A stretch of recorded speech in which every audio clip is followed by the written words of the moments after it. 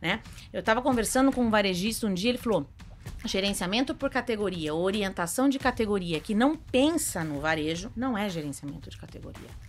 Porque a loja de um é completamente diferente da outra. A própria cadeia, você tem uma cadeia de loja, dependendo de onde você está de loja, é um sortimento diferente. Que você tenha realmente uma estrutura preparada. Porque se você não tem essa estrutura preparada, não adianta você ter a ferramenta. Porque ela não vai... Você vai ter uma ferramenta e você não vai fazer nada com ela. Ou você vai ter um dado e você não vai saber agir sobre o dado. Né? Então, acho que esse é o primeiro ponto.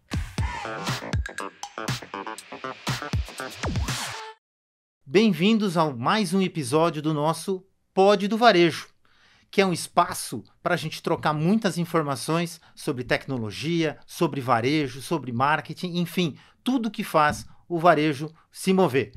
Nesse espaço, nesse podcast, a gente sempre convida pessoas que fazem a diferença no varejo, marcas que estão fazendo mudanças importantes no varejo para compartilhar suas experiências e nos trazer insights sobre tecnologia aplicada ao varejo, sobre marketing, sobre experiência do consumidor e muito mais.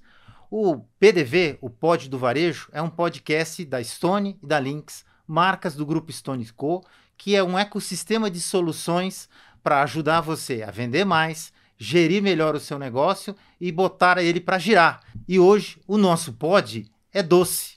Nós trouxemos aqui uma marca que está fazendo muita diferença no mercado de doces. E para a gente trazer e explorar nessa proposta o gerenciamento por categorias, como é que o comportamento do consumidor nos ajuda a melhorar o destaque dos produtos e tornar o PDV cada vez mais atrativo. Por isso, a gente trouxe uma marca que está crescendo muito, que já domina 70% do seu mercado, que cresce 2 dígitos desde 2011, que há poucos dias estava aqui comemorando 250 lojas franqueadas e hoje já tem 300. Está crescendo muito. E para nos falar um pouco mais sobre isso, a gente vai convidar aqui para conversar com a gente a Camila Couto.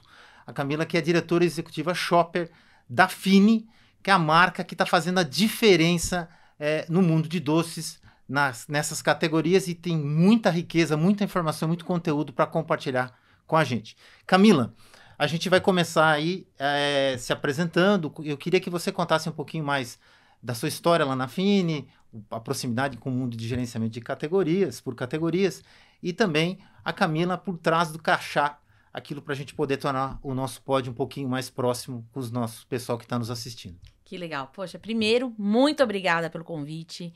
Eu acho que é uma honra estar aqui, chegando a tantos varejos, né? Tão importante, né? A indústria se conectar com esse varejo é de papel fundamental isso que vocês estão fazendo nesse movimento. Então, como você mesmo disse, venho trabalhando na Fini, né? Essa Fini maravilhosa que inventa alegria todos os dias. A nossa vida é mais doce mesmo. Muito legal a gente trazer um podcast doce para cá. A gente está falando aí de um crescimento realmente muito grande. A gente falou de 250 franquias, não, 300, acredita? Fechamos em 300, estamos em mais de 300 mil pontos de venda. Estamos em mais de 16 países com nossas filiais, em mais de 100 países comercializando Fini no mundo. Então é uma invasão de doçura. Na verdade, sou responsável pela área de shopper marketing, que a gente chama, da companhia, de forma global. Por que shopper? Porque a gente trabalha para ele. A gente trabalha para ele, o varejo trabalha para ele. Quem conhece de shopper, conhece de tudo, vende mais e vende melhor.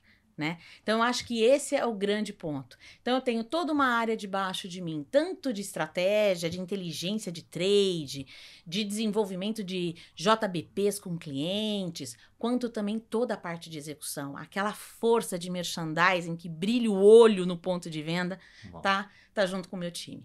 E quem é a Camila atrás do crachá, né? Porque a gente fala tanto de executivo, de quantas pessoas estão... Camila é uma mãe. Não vou falar o nome nem a idade, porque senão ele fala, mãe, você fala sempre de mim, mãe é mãe, né? Então, na verdade, tenho um filho lindo, sou uma executiva que tem um time maravilhoso, que tudo que a gente está construindo é graças a eles. Então, assim, uma história de uma carreira de muito tempo, estou falando aí de 23 anos nesse mercado, né? Passando aí por empresas como Unilever, como Heineken, como Avon, como Mondelez. Então, sempre no mercado de bens de consumo, que é aquela velocidade, aquela coisa que me faz, assim, super feliz. Então, de novo, obrigada aí por esse convite e espero trazer várias coisas aqui. Acho que uma delas é o que a gente está falando de gerenciamento por categoria, né? Contar um pouquinho o que é isso e contar qual é a relevância de implementar isso no varejo. É isso, Camila, você já está quase antecipando a nossa Jesus. segunda Não, questão. você sabia que tem uma ansiedade aqui na pessoa, né? É normal. Porque o tema de gerenciamento de categorias é muito importante para a indústria. Total. E eu acho que você pode contar um pouquinho para as pessoas o que significa isso. Legal. Para quem está muito no varejo, às vezes não tem essa percepção. E qual é a importância para o negócio da Fini e qual é a importância para o varejo, né? A gente estava conversando até antes Perfeito. sobre a descoberta do gerenciamento por categorias pelo varejo. Perfeito. Gente, eu acho que assim, eu vou tentar explicar de uma forma bem simples, né? Acho que tem palavras-chave nesse conceito. Gerenciamento por categoria trata-se de colaboração. Colaboração entre o varejo e a indústria. Colaboração para trazer troca de entendimentos, porque ele conhece muito bem do cliente dele e a indústria conhece muito bem da categoria. Como se junta essas duas inteligências para trazer um melhor sortimento para a gôndola dele naquela categoria? Com espaços. Então, assim, por exemplo, diversidade é bom ou é ruim? Ter um número maior de algum SKU é bom ou é ruim? Esta inteligência de forma colaborativa é gerenciamento por categoria. E aí tem uma coisa fundamental: troca de informações, tecnologia e confidencialidade. Porque a indústria, ela não está olhando a Fini, ela está olhando a categoria de gelatina e a rentabilidade desta categoria naquele varejo. Porque para aquele varejo pode ser uma categoria diferente, uma gestão diferente do que outro varejo, né? Eu estava conversando com um varejista um dia, ele falou: gerenciamento por categoria, orientação de categoria que não pensa no varejo, não é gerenciamento de categoria. Porque a loja de um é completamente diferente da outra. A própria cadeia, você tem uma cadeia de loja, dependendo de onde você está de loja, é um sortimento diferente. Então, o que isso importa para o varejo? Ele vai rentabilizar a categoria. Ele vai ganhar mais dinheiro. Por quê? Porque ele vai conhecer a necessidade daquele shopper. Nós vamos entregar uma necessidade, tem uma lógica por detrás. É o que eu falo. Uma vez me perguntaram: Camila, o que você faz? Né? Meu filho não conseguia descrever. Mamãe, eu não consigo descrever o que você faz. Eu falava para ele: simples, eu influencio alguém a comprar o meu produto. E gerenciamento por categoria é como que eu realmente coloco os meus produtos numa gôndola, fazendo com que aquele shopper se sinta feliz e leve o meu produto. E expanda a categoria. Então, não é só a Fini. Então, para o varejo, o que é o diferencial? Rentabilizar a categoria e trazer algo de experiência para o seu shopper. E para a Fini, por que isso é bom? Porque a Fini, como você mesmo disse, como a gente detém mais de 70% do mercado, nós temos uma responsabilidade com esse mercado. Sim. Que é desenvolver a categoria. Hoje, olha para você ter uma ideia, vocês não têm nem ideia disso. Quando a gente olha o consumo de guloseimas no Brasil como um todo, ele chega a 300 gramas por ano. Lá fora, em alguns lugares, a 1,7 quilos. Olha o tamanho da oportunidade de crescimento da categoria. Se a categoria cresce, o varejo cresce e ele tem uma outra alternativa de crescimento.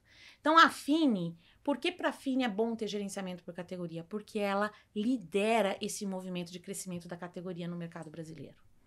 Uau! Entende? Então é isso, é uma troca, é um ganha-ganha. Não tem outro jeito. Eu acho que esse é o ponto importante, né? Por muitos anos a gente viu o varejo muitas vezes tendo dificuldade de compartilhar informação. Sim. A palavra-chave que eu ouvi você falando é colaboração. Colaboração. E é como de difícil. A indústria vai saber o meu preço, a indústria vai saber meu posicionamento, o meu share. Exato. E a parte, eu acho que tem muito de colaborar. É claro que isso tem um desafio. Total. Você tem as 300 franquias, que é um ecossistema diferente, e você tem muitos pontos de venda em múltiplos canais.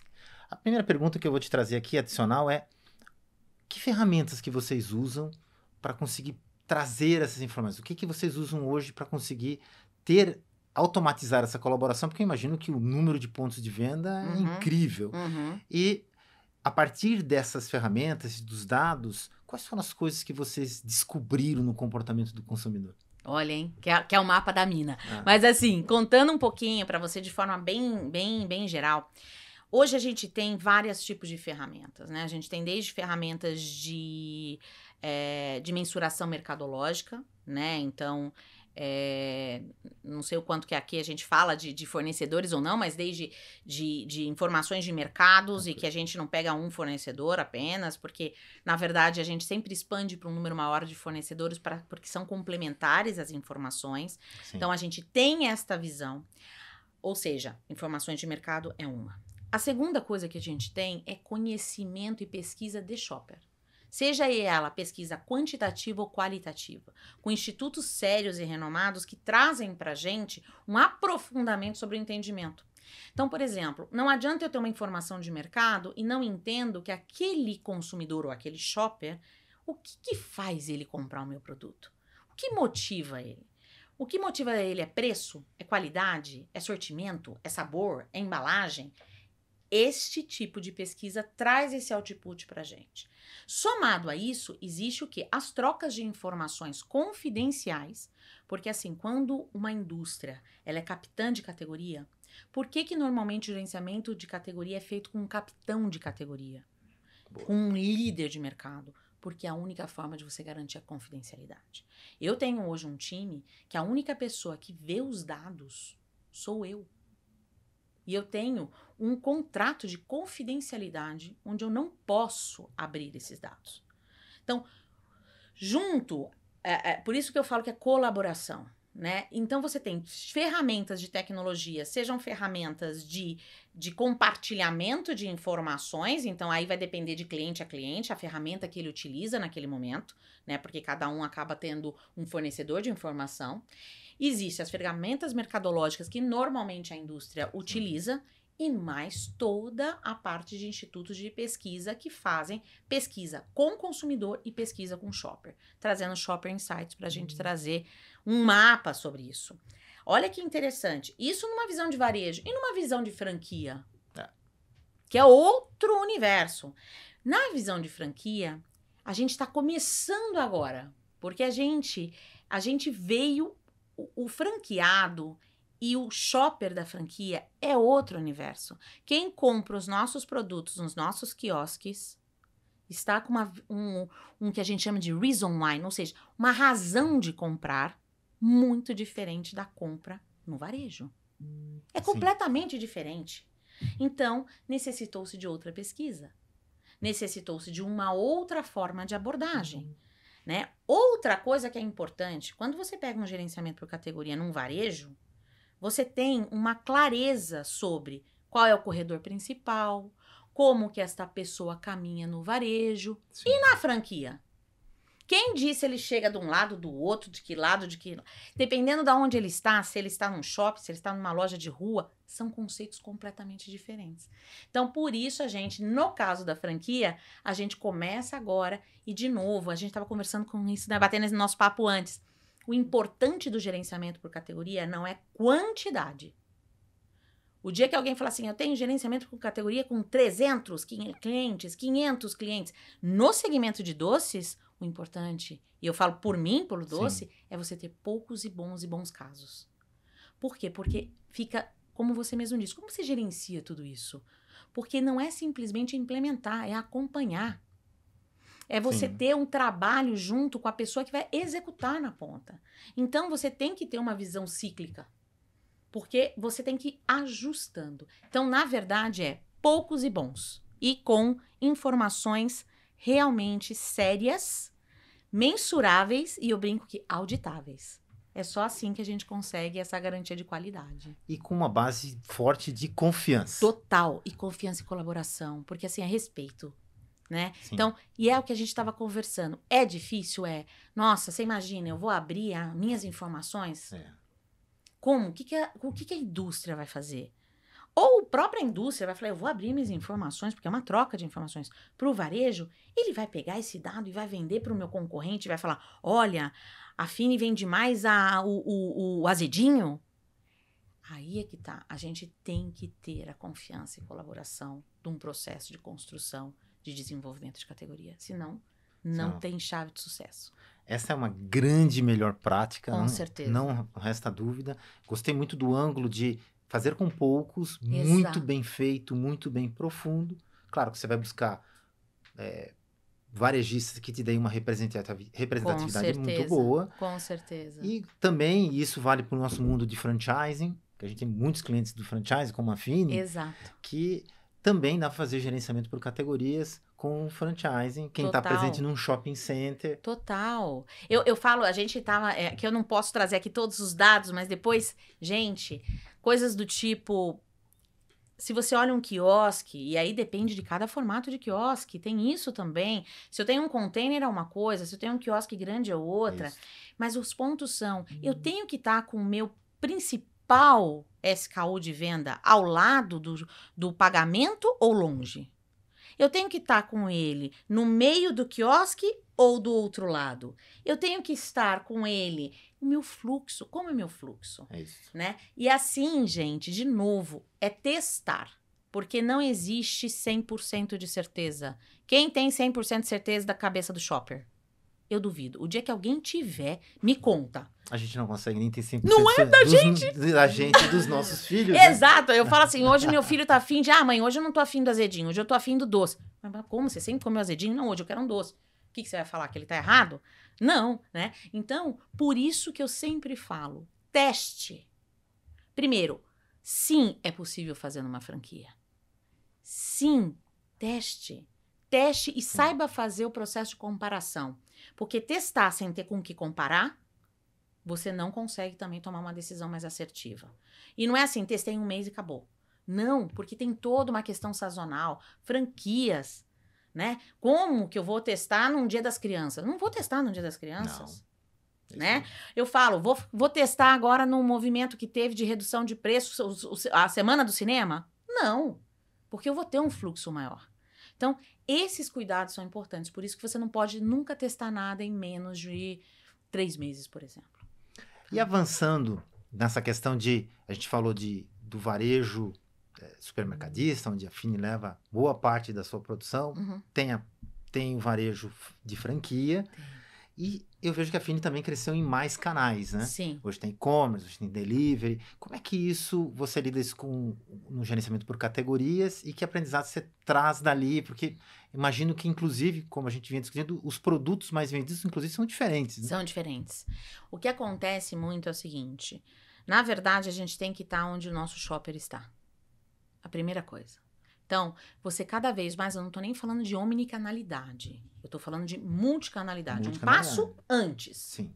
Tá? Então, na verdade, quando você faz um mapeamento do consumo de doces, eu tenho que estar perto em qualquer lugar onde ele esteja. Então, quando eu tenho que estar num varejo, eu tenho que estar numa loja de departamento, que é perto do cinema, eu tenho que ter um quiosque, eu tenho que ter minha venda e-commerce para ele que não quer sair de casa.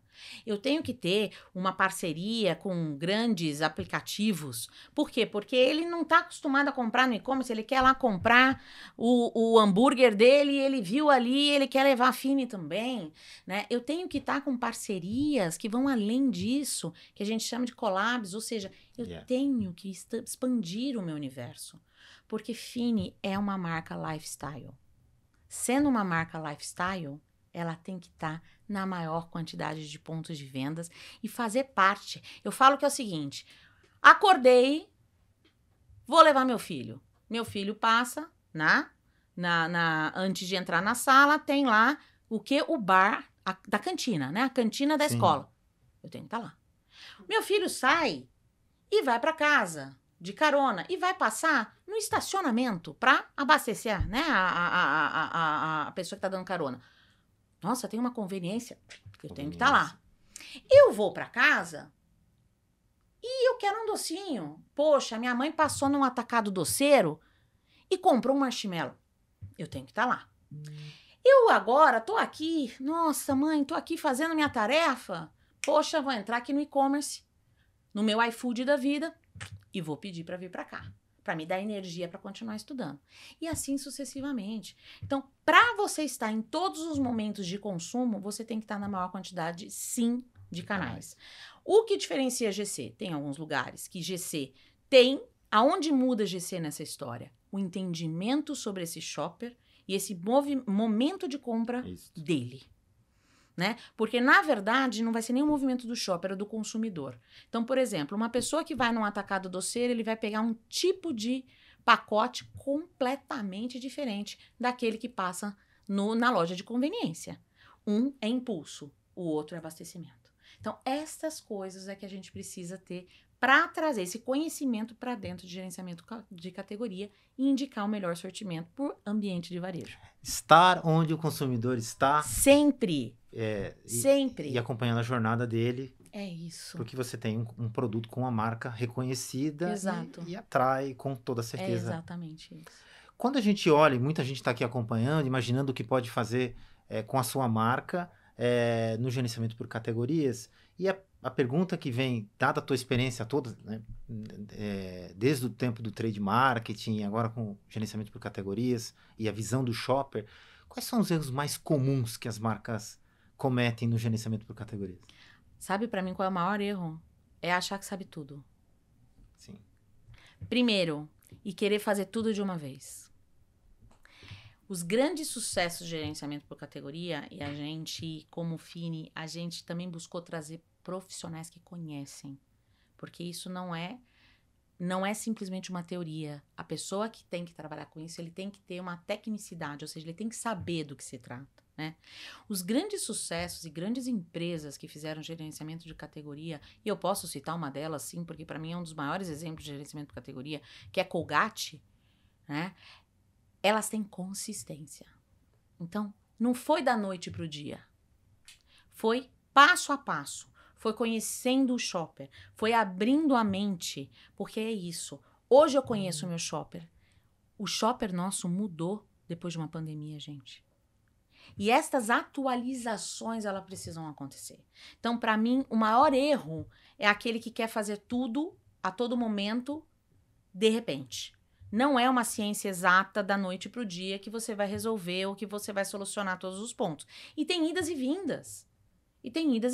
Porque é o que eu falei, existem tantas variáveis que é muito difícil de você acertar de primeira. Então, existem os ajustes necessários e é algo muito sério, porque isso realmente trabalha uma rentabilização daquele ponto de venda, né? Então, é cautela e conhecimento e atualização. Aqueles que não seguem dessa forma, eles tendem a fracassar, sem dúvida. E eu gostei muito da estruturação que você colocou aqui, né? Então, tem um bom time.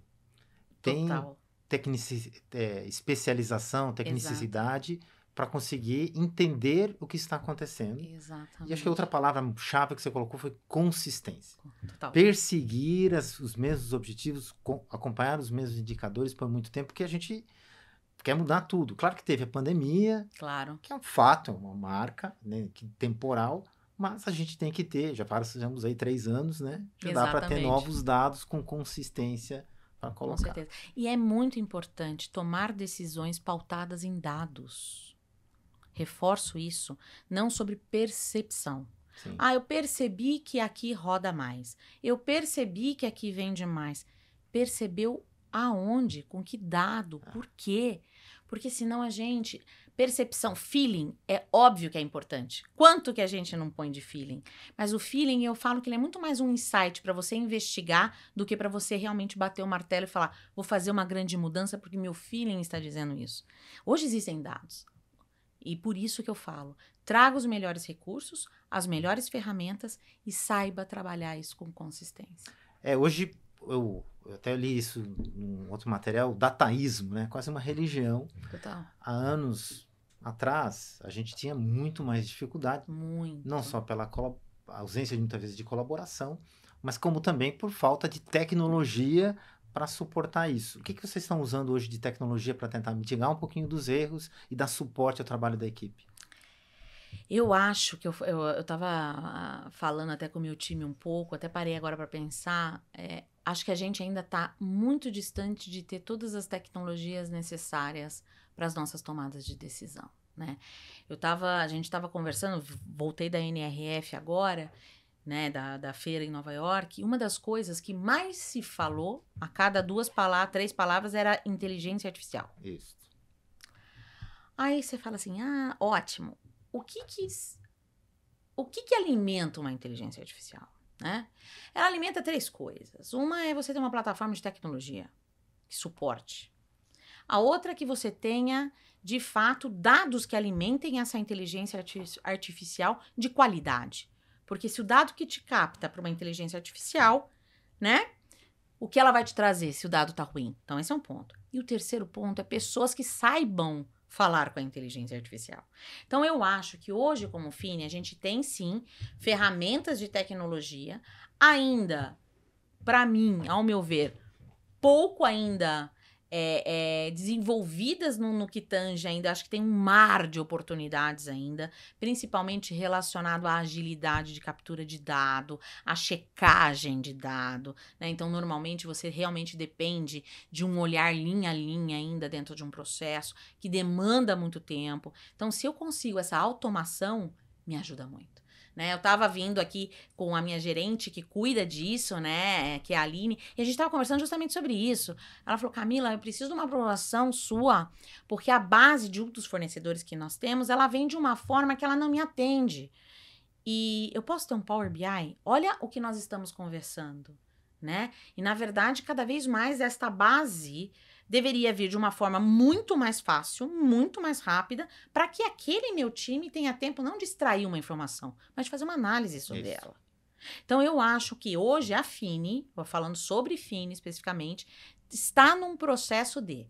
Tanto é que faz parte de da nossa mandala, que a gente chama estratégica da companhia.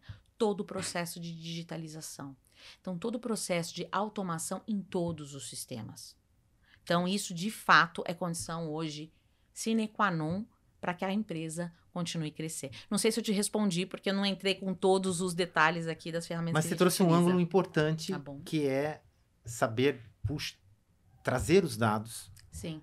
agrupá-los e tabulá-los corretamente, validar as suas fontes para que inteligência artificial, que seria um acelerador do processo, Total. possa funcionar.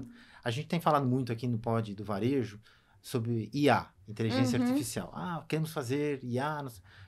Começa pelos dados. Exato. E isso começa muitas vezes na loja. Exato. Tem um bom cadastro de produto. Exato. Porque senão você não vai ter... Básico, né? Senão a gente atropela. Eu falo assim, a gente gosta muito, né, das ondas, né? E essa onda veio para ficar. Só que para você surfar essa onda, você tá preparado para surfar essa onda? O que precisa para você surfar essa onda?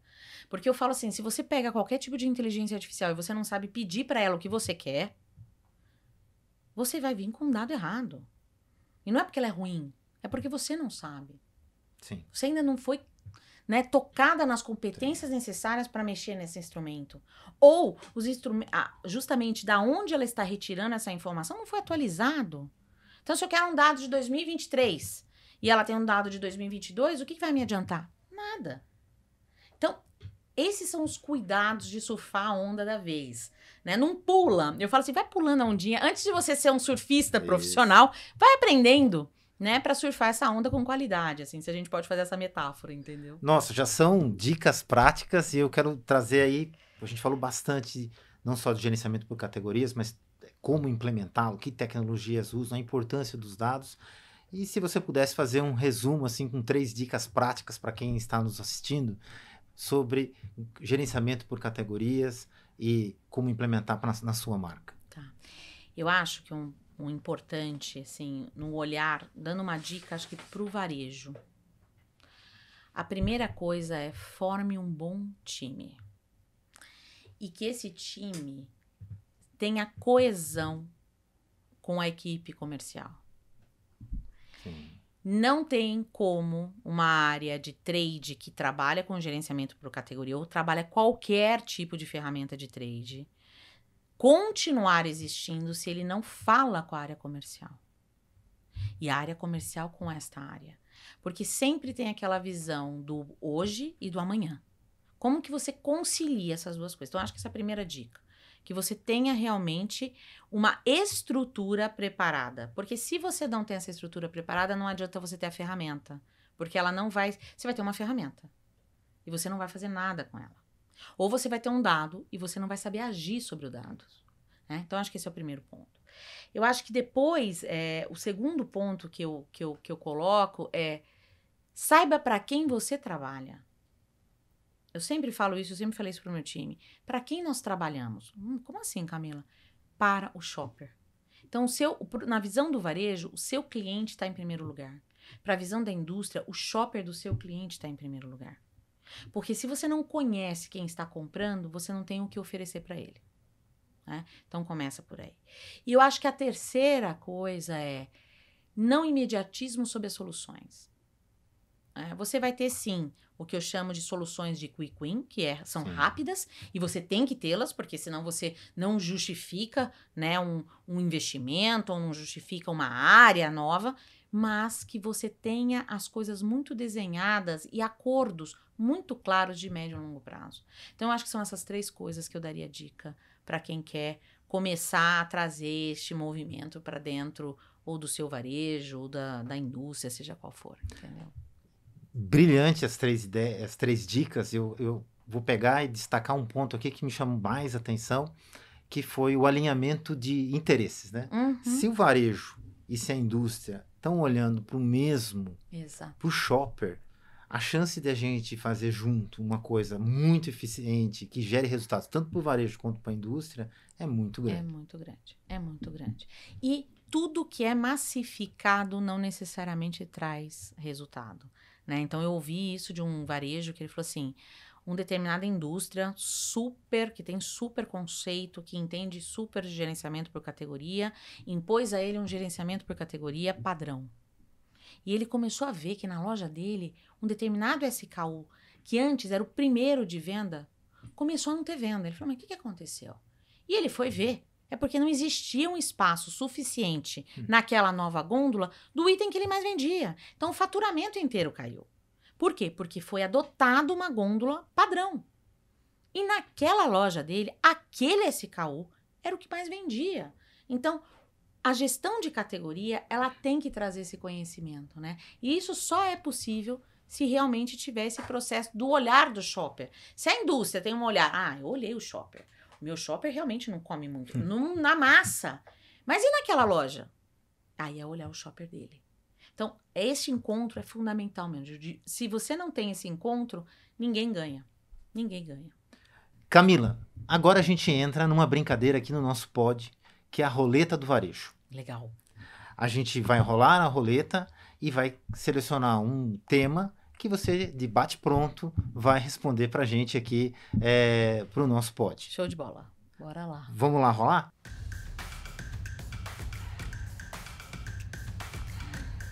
Cinco minutos do varejo. É bate-pronto mesmo. Nos 5 minutos do varejo, é um quadro que a gente pede para você contar o que você viu numa olhadinha rápida no varejo, seja no ponto de venda, seja na loja, enfim, o que você viu que está acontecendo, está rolando no varejo. Que legal. Não, vou trazer algo quentinho, né, e que muitos já estão fazendo, mas assim, que foi um dos temas da NRF esse ano, que é varejo de experiência. Então, assim, todo mundo entendia que com a pandemia o varejo ia sumir, ia tudo fechar. Muito pelo contrário, ele ganhou mais força. Mas quem ganhou mais força? Aqueles que realmente se ligaram e falaram, a minha loja tem que ser uma experiência para esse consumidor. Porque senão o meu consumidor fica lá de casa comprando pela internet. Então, o que me faz mover? Então, a experiência, eu acho que é um dos pontos chaves. É uma experiência gigante, né? São grandes gastos? Não. É entender o que o seu consumidor, o seu shopper precisa para que você torne o ambiente dele ainda mais legal, ainda mais agradável. E, claro, aí ele vai comprar muito mais, porque ele vai ficar mais tempo na loja. Eu acho que é por aí. Isso aí, trazer experiência, serviços, coisas que fazem uma loja, um ponto de venda, ser muito diferente de um e-commerce. Exatamente. É isso, pessoal. A gente chega ao fim aqui do nosso pod do varejo sobre gerenciamento por categorias. A Camila Couto deu um show, quero agradecer ela aqui.